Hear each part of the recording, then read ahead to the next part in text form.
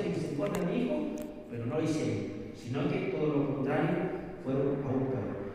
Mateo en esta narración vuelve a colocar el movimiento de la acción enfáticamente en el centro de atención, y aquí el centro de atención es el Señor, el Señor.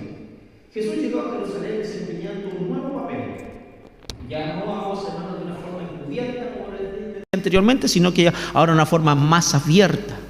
¿Por qué? Porque ahora sí ya era el momento del Señor. Hasta aquí él había entrado en la ciudad discretamente, pero en este momento insistió en sus derechos como rey.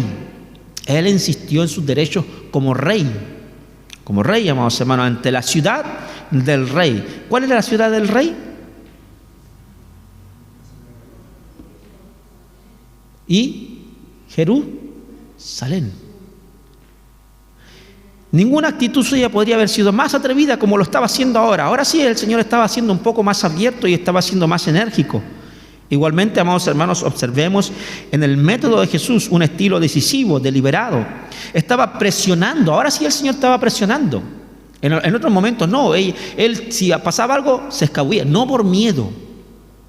Cuando lean ahí en los evangelios, vean que el Señor se escabulle, no lo hace por miedo, sino para evitar, porque todavía no era el tiempo y el momento.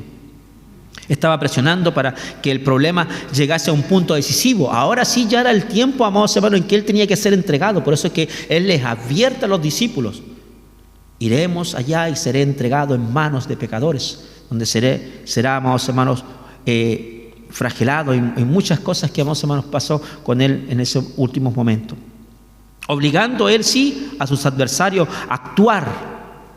En algún punto, amados hermanos, él obligó a sus adversarios a actuar. Y como él lo estaba planificando, como estaba dispuesto, como ya estaba hecho, decisivo, amados hermanos, el Padre ya había dado la orden. Tenían que moverse las cosas. Estaba en control de toda la situación. Aquí nada se le escapó al Señor, nada. Ni en los últimos momentos, cuando Pedro, amados hermanos, sacó su espada, nada estaba en descontrol del Señor. Todo lo tenía controlado. Todo está en control. Por eso es que muchas veces nosotros pensamos que no están en control las cosas. No, están en control de Dios. Están en control del Señor. Están. Para nosotros están en un descontrol. Nosotros no sabemos cómo controlar las situaciones, porque no está en nosotros, no hay poder en nosotros, pero en Dios hay poder. En Dios hay esa autoridad de decir: cálmate, y la tempestad se calma. Sosiégate, y el mar se sosiegó. Hasta la naturaleza le obedece, amados hermanos. Gloria sea el nombre del Señor. Nunca antes el Señor se había revelado su carácter real como en este momento en que se acercaba a la cruz. Ahora, el Señor les dice a sus discípulos: id a la aldea que está enfrente de vosotros y luego hallaréis una asna atada y un pollino. Jesús cabalgaba sobre el más joven de estos animales. ¿Sobre quién cabalgó el Señor? ¿Sobre la asna o sobre el pollino?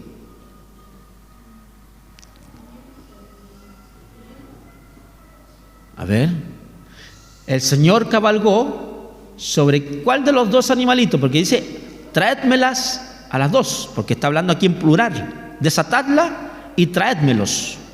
¿Sobre quién cabalgó el Señor? ¿Sobre la asna o sobre el pollino? Sobre el pollino. Sobre el pollino cabalgó. ¿Por qué? ¿Ah? Sí.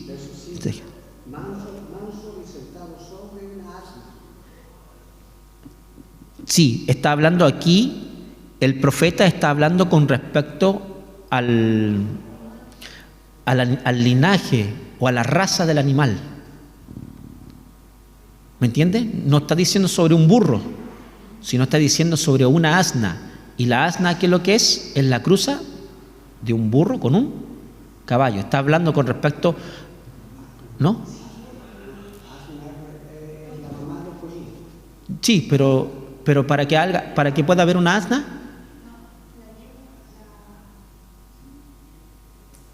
tiene que haber una cruz.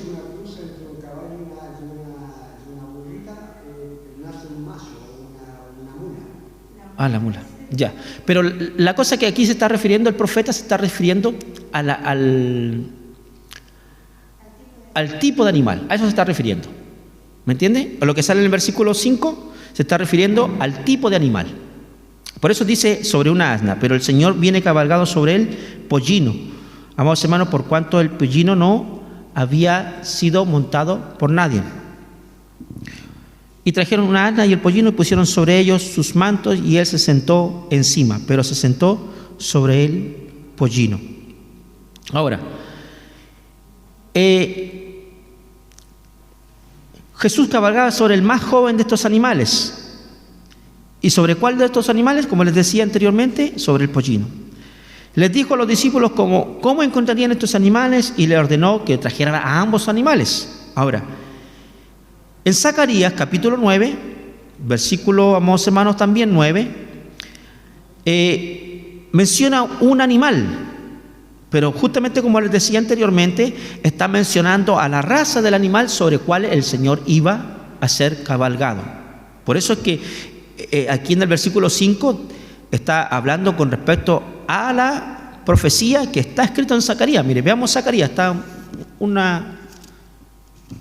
unos libritos más atrás nomás, aquí en los últimos libritos después de Malaquías. Zacarías capítulo 9.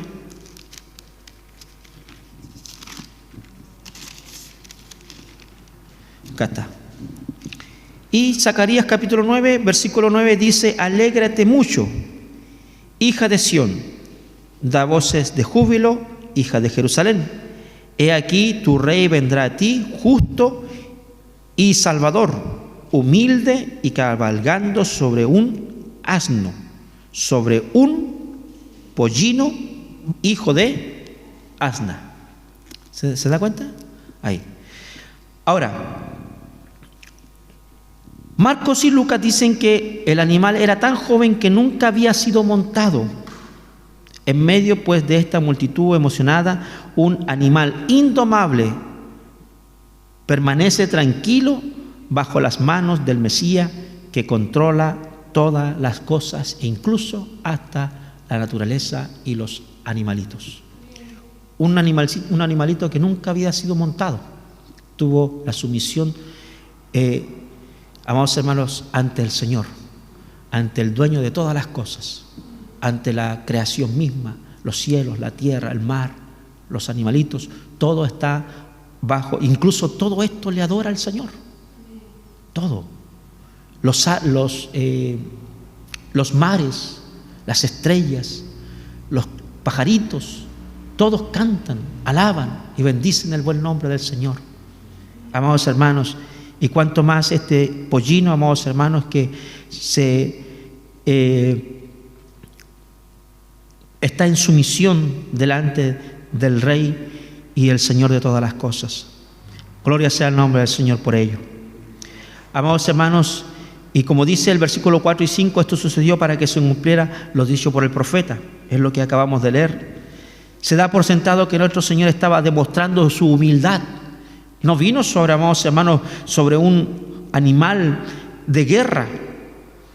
Este pequeño animal fue montado por reyes. Incluso también, amados hermanos, no sé si se recuerdan, cuando David hace montar a Salomón, lo hacen montar sobre su animalito también. No recuerdo si una burra, un asno, pero sale también, amados hermanos, cuando quieren proclamar a Salomón como rey, David lo hace montar sobre su burrita, como el rey. Así, amados hermanos, también entró el Señor humilde, amados hermanos, sobre este animal de paz, y que es contrariamente a un caballo, porque un caballo es considerado un animal de guerra. Y el Señor no vino en esa condición, sino que vino, amados hermanos, a dar su vida en rescate por mucho. Cuando Jesús entró en Jerusalén, sentado sobre este pequeño y pacífico animal, se estaba ofreciendo a sí mismo como el Rey. Y a pesar de esta actitud, el profeta dice que Jesús era humilde. Bendito sea el nombre del Señor. Ahora, es posible que él nunca hubiese entrado antes en Jerusalén por esa ruta. Se cree que generalmente a veces el Señor entraba por la puerta de las ovejas y en una forma muy discreta. Era la puerta por la que traían los animales para los sacrificios, pero no esta vez. Aquí lo vemos cabalgando y entrando como un rey, y aquellos que se encontraban con él la reconocían como un rey. Era la ocasión para aceptarle o rechazarle. Y tal como lo veíamos aquí, amados hermanos, aquí cuando la gente proclama: Hosana al Hijo de David, bendito el que viene en el nombre del Señor, hosana en las alturas. Aquí ellos están viendo, como les decía anteriormente, ellos lo están viendo como una persona, amados hermanos, que está sobresaliendo de todo ya lo que había hecho. Entonces buscan, amados hermanos, un caudillo, una persona que les va a libertar, que les va a dar lo que quizás no tenían. ¿De dónde estaban oprimidos? ¿En quién estaban oprimidos? Y eso es lo que tratan, amados hermanos, ver lo que ellos ven en Jesucristo. Bendito sea el nombre del Señor. Con estos ojos naturales, a veces el hombre quiere ver lo que quiere ver, pero no ve lo que Dios está mostrando. Bendito sea el nombre del Señor. Y la gente lo ve así, como aquel que viene para libertarlos. Pero, amados hermanos, el Señor venía como ese rey para ser entregado y para morir en sacrificio por muchos, siendo, amados hermanos, crucificado en la cruz del Calvario para redención de muchos y no de unos pocos. Gloria sea el nombre del Señor. Esa, amados hermanos, es la entrada triunfal, amados hermanos, a Jerusalén. Ahora pasamos al segundo punto: la purificación del templo. El versículo 12 y 13 dice: y entró Jesús en el templo y echó fuera a todos los que vendían y compraban en el templo, y volcó las mesas de los cambistas y las sillas de los que vendían palomas, y les dijo: escrito está, mi casa, casa de oración será llamada, mas vosotros la habéis hecho cueva de ladrones. Gloria sea el nombre del Señor. Bien, amados hermanos, este fue un lenguaje duro. Quisiera llamar su atención sobre ciertos hechos relacionados con esta así llamada entrada triunfal. Nuestro Señor entró en la ciudad de Jerusalén para poder ser el Salvador. Estaba efectuando la última presentación pública. ¿Se recuerdan de eso? Que esto es ya lo último que hace el Señor, de sí mismo al pueblo. Cuando consideramos los relatos de los 4 evangelios conjuntamente, vemos que presentaron una imagen complementaria, ambos. Por eso que están los primeros 3, los evangelios sinópticos, y también el relato de Juan. Hacen una imagen complementaria, amados hermanos, de lo que fue algo en una conclusión evidente, es que Él no entró en la ciudad solamente en un día, sino en los 3 días entró en la ciudad y de una forma diferente. Vamos a verlo. La primera vez que Jesús entró fue el sábado. Y el día de reposo, y eso era día de reposo. En ese día no había cambistas en el templo, así que echó una mirada alrededor y salió, regresando a Betania con sus discípulos, según nos relata el evangelista Marcos capítulo 11, versículo 11. En esa ocasión, como lo que está pasando aquí con la purificación del templo, Él entró como sacerdote. Aquí cuando está entrando en la entrada triunfal, está entrando como rey. Pero aquí, amados hermanos, en la purificación del templo, Él está entrando como sacerdote. Mire, vamos a Marcos, para que me puedan entender, y vamos a complementarlo mejor con la Escritura. Si usted ve, amados hermanos, aquí en Marcos, en el capítulo 1 al 11, les muestra que está la entrada triunfal. Pero el versículo 11 dice: y entró Jesús en Jerusalén y en el templo, y habiendo mirado alrededor todas las cosas, como ya anochecía, se fue a Betania con los... Marcos capítulo 11, y versículo 11. Ese día el Señor entró en una forma triunfal como el rey. Pero llegada la noche, Él se fue a Betania con los 12. ¿Y a qué casa se fue el Señor ese día? ¿Se recuerdan, amados hermanos? ¿A qué casa se fue el Señor? ¿Quiénes eran sus amigos, sus más íntimos ahí en Jerusalén? María y Marta y Lázaro. Ellos eran sus amigos cercanos. El Señor, cuando en los últimos 3 días, el Señor no se quedó en Jerusalén. El Señor se iba a Betania, a la casa de Lázaro, de Marta y de María. Y dice, ese día el Señor entra como rey. Pero al día siguiente, bueno, aquí Marcos nos relata la maldición de la higuera. Pero si saltamos al versículo 15, es la purificación del templo. Lo mismo que nos está relatando Mateo, pero Mateo se está saltando, amados hermanos, se está saltando un día y lo hace contar como que si fuera el mismo día. ¿Se entiende? En Mateo vemos del capítulo 1, o sea, del versículo 1 al versículo 10, vemos la entrada triunfal.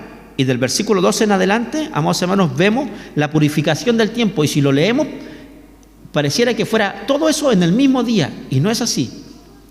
Sino que entró el Señor, pasó la noche, se fue a la casa de Lázaro, de María y Marta, y al día siguiente Él viene y entra en el templo a purificar. Y aquí el Señor en ese momento entra como sacerdote.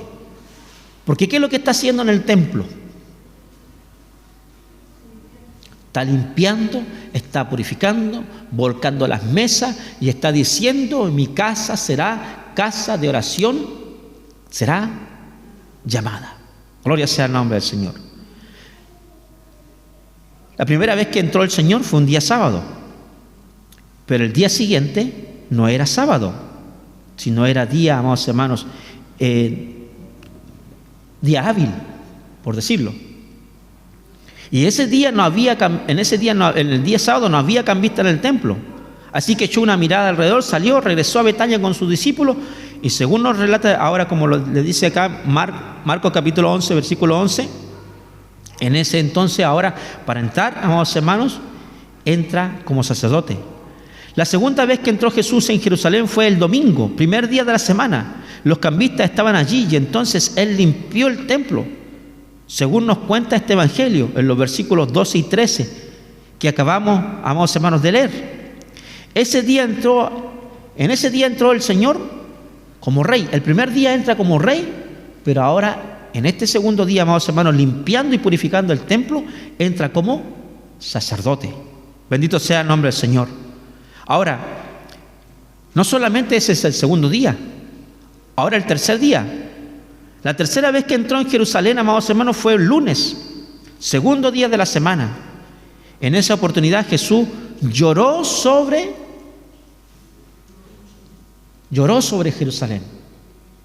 Porque aquí en Marcos dice, al día siguiente, cuando se vino en Betania, tuvo hambre, fue a la higuera y no la encontró con higos, la maldijo. Pero si usted ve aquí en Marcos, el mismo Marcos, en el versículo 20, y pasada por la mañana, o sea, al tercer día, vinieron a la higuera y se había secado desde las raíces. Pero antes de eso, el Señor llora sobre Jerusalén y le dice: Jerusalén, Jerusalén, que matas a los profetas. ¿Cuántas veces os quise juntar como la gallina junta a sus polluelos? Y llora por Jerusalén. En esto, amados hermanos, aquí, amados hermanos, lloró sobre la ciudad. Después que fue al templo, enseñó, sanó a su enfermo, ahora en esta ocasión Él se presenta como profeta y llorando sobre Jerusalén, lo que vendría años más tarde a esta gloriosa y populosa ciudad. Al comparar estos 3 relatos de Mateo, Marcos, Lucas, resulta evidente que ellos registraron 3 entradas diferentes. Que nuestro Señor entró en Jerusalén en 3 días consecutivos y entró como sacerdote, como rey y como profeta. Y cada uno de esos días se retiró a Betania. Al parecer no pasó la noche en la ciudad hasta que fue arrestado. Él fue arrestado. Recordemos que la llamada entrada triunfal terminó en la cruz. Ahí terminó. Esa entrada triunfal donde la gente decía Hosana. Pero la segunda vez que él entró, pero la segunda vez que él entre será triunfalmente. Gloria sea el nombre del Señor. El autor de la carta de los Hebreos, capítulo 9, versículo 28, resume magistralmente el pasado y el futuro cuando dice: así también Cristo, habiendo sido ofrecido una vez para llevar los pecados de muchos, aparecerá por segunda vez, sin relación con el pecado, para salvación de los que esperan en Él. Será la entrada triunfal del Señor, que sí ya vendrá, amados hermanos, como el gran Rey de Israel. Gloria sea el nombre del Señor. Se nos dice en el libro de Zacarías, capítulo 14, versículo 4. Vamos a ver si le podemos dar lectura. Zacarías, capítulo 14.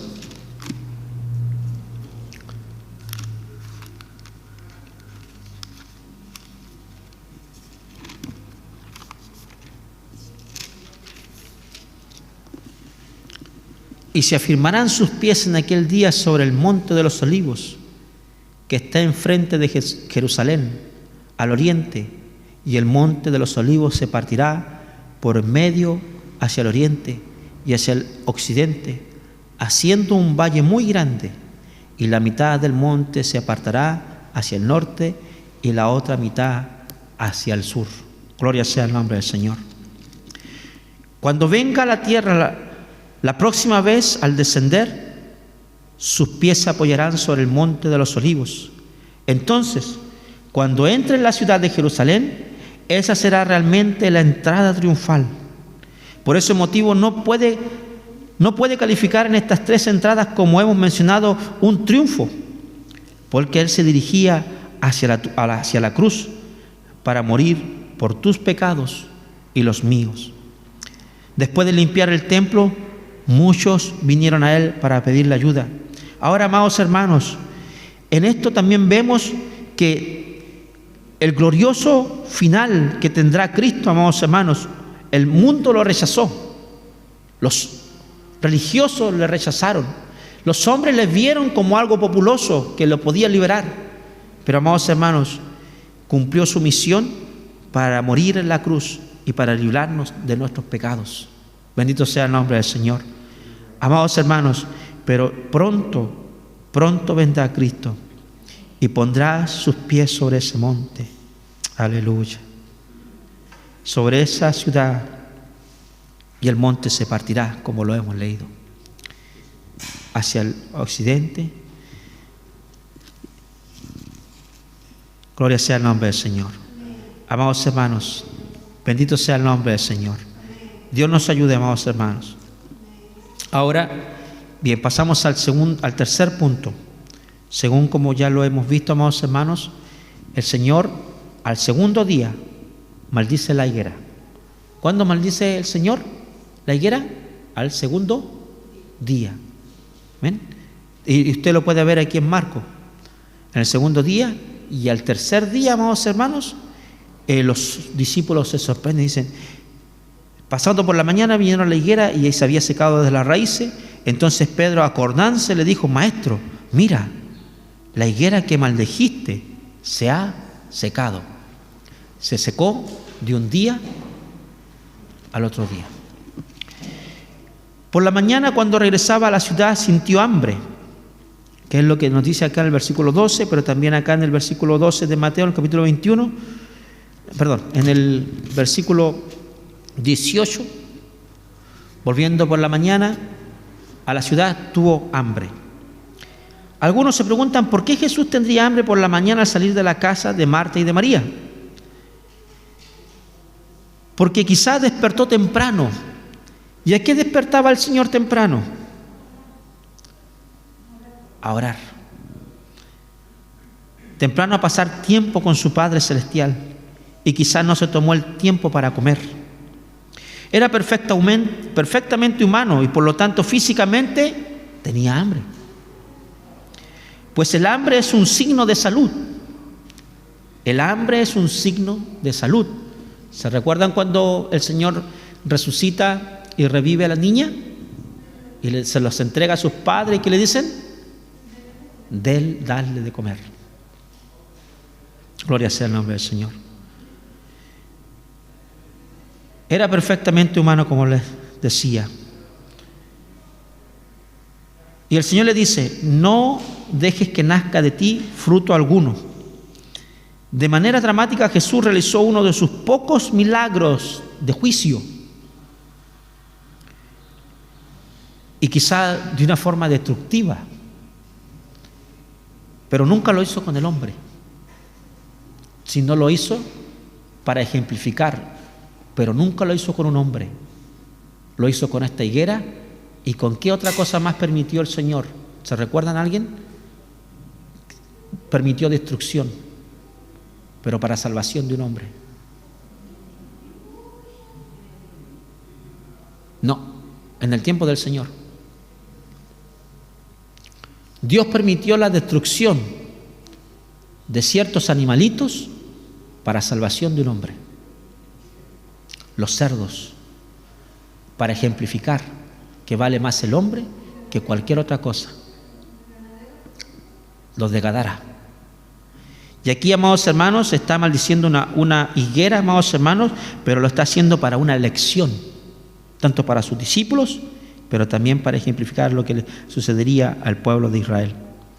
Vale la pena señalar que los dos milagros destructivos del Señor en este y en los eventos que terminaron con la destrucción de la manada de cerdos, amados hermanos, que lo podemos ver en Mateo capítulo 8, versículos 30 y 32, no están dirigidos a las personas, porque ese no es el sentir del hombre. El Señor en muchas oportunidades dijo: yo no he venido a perder, sino a salvar. He venido a rescatar. Esto explica por qué Jesús hizo este milagro destructivo. En esencia, el árbol era una imagen de publicidad engañosa, ya que tenía hojas, pero no tenía higos. Esto no debería ser el caso en esta higuera en particular, que tradicionalmente no tenía hojas, aparte de higos. El primer Adán fue a la higuera en busca de hojas, pero el segundo Adán fue en busca de higos. En esta parábola dramatizada, Jesús advirtió del juicio que se avecina sobre Israel, infructuoso. Mostró la desaprobación de Dios hacia un pueblo que está todo hojas y nada de frutos. Gloria sea el nombre del Señor. Así también a veces nos pasa a nosotros. ¿Cuántas veces el Señor ha venido a nuestra vida y ha encontrado puras hojas y nada de frutos en nuestras vidas? Dios nos ayude, amados hermanos. Al verlo, los discípulos se maravillaron y dijeron: ¿cómo es que la higuera se secó tan pronto? Jesús les respondió: les aseguro que si tienen fe y no dudan, no solo harán que la higuera, sino que si este monte dijesen: quítate y échate al mar, se hará. Y todo lo que pidan en oración, creyendo, lo recibirán. Gloria sea el nombre del Señor. Jesús explicó que este milagro fue realmente el resultado de una oración hecha con fe. Y eso también tenemos que ejemplificarlo en nuestra vida, amados hermanos. Cuando nosotros oramos, tenemos que orar con fe, creyendo de que Dios es galardonador de los que le buscan.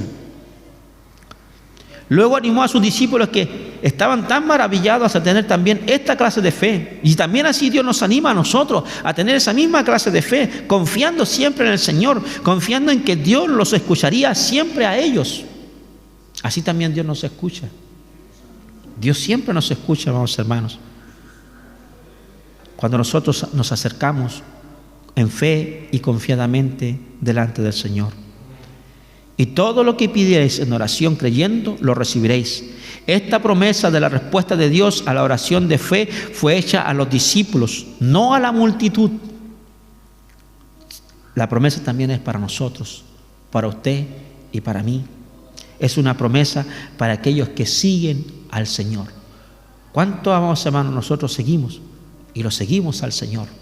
Seguimos a Él, Amados hermanos, nada es demasiado grande para que la verdadera fe no lo pueda lograr.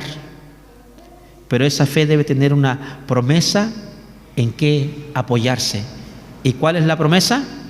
Todo lo que pidierais en oración, creyendo, lo recibiréis. Gloria sea el nombre del Señor. Amados hermanos, Dios no va a fallar en cumplir lo que Él mismo está prometiendo. Porque aquí dice la palabra, Dios no es hombre para mentir. Dios no es hombre para mentir. Si Él dice todo lo que pidierais en oración, todo cuanto también recibiréis. Bendito sea el nombre del Señor. Amados hermanos, esta era una lección para los discípulos, para que ellos supieran, amados hermanos, de que podían confiar plenamente en el Señor. Si todo lo que necesitaban en oración, Dios se los concedería. Bien, amados hermanos, estos han sido los 3 puntos que hemos visto con respecto a estos 3 días, que, bueno, hemos visto dos de los días que pasaron, amados hermanos, el Señor con los discípulos, entraron a Jerusalén, vimos la maldición, amados hermanos, de la higuera, pero también así como el Señor vuelca las mesas, amados hermanos, de los cambistas, y entrando como rey, entrando como sacerdote, y en el último día entrando como profeta, lamentando sobre Jerusalén. Amados hermanos, esperando que esta lección sea de bendición para su vida y sea de edificación, y también les ayude a comprender también lo que han pasado el Señor en esos días, de los últimos 3 días, amados hermanos, que ya pasa en su ministerio público. Amén. Que el Señor les bendiga. Puesto en pie, oraremos al Señor para dar gracias por esta lección.